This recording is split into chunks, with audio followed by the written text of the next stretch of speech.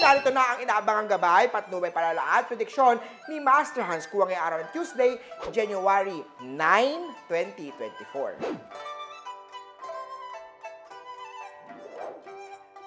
Para sa mga pinanganak ng Year of the Rat, ikaw ay magandang kalooban, kaya lagi mong pinipili ang pagtulong sa kapwa.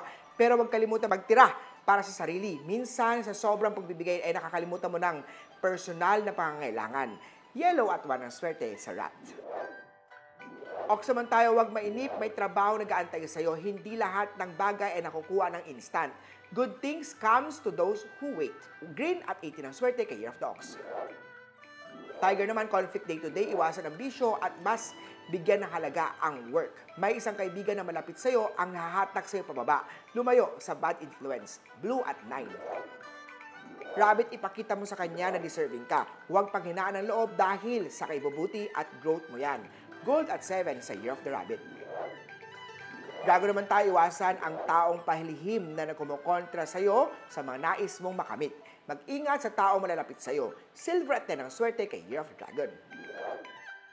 Year of the Snake naman tayo, masayang araw, ang tatatak sa puso at isipan ngayong araw. Smooth lang at walang drama ang Martes Tuesday ngayong araw. Huwag kalimutan magpasalamat sa lahat ng blessing. Peach at 20 ang swerte kay Year of the Snake.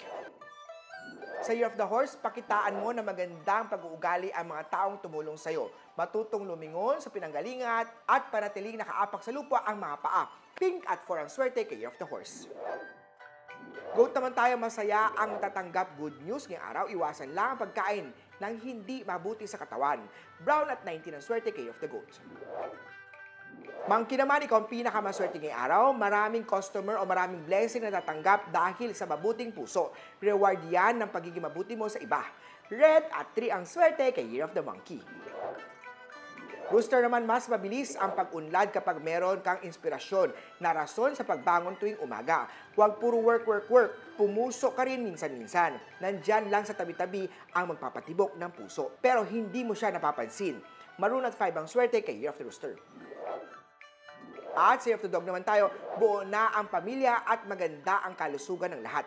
Masaya at sagana ang biyaya, kaya huwag kalimutan magpasalamat sa mga taong tumulong sa iyo nung panahon na kailangan mo sila. Suklian ito kung ikaw ay nakakaluwag-luwag sa buhay.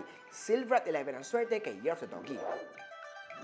Sa Year of the Pig naman tayo, iwasan makipag-contract signing ngayong oras ng 4 p.m. Good Luck Star naman activated ngayong araw, maglagay ng abacus na lucky charm. Ilagay sa table para ma-enhance ang Money Star. Sa kalusugan, Good Health Star activated. Aqua at 5 ang swerte kay Year of the Piggy.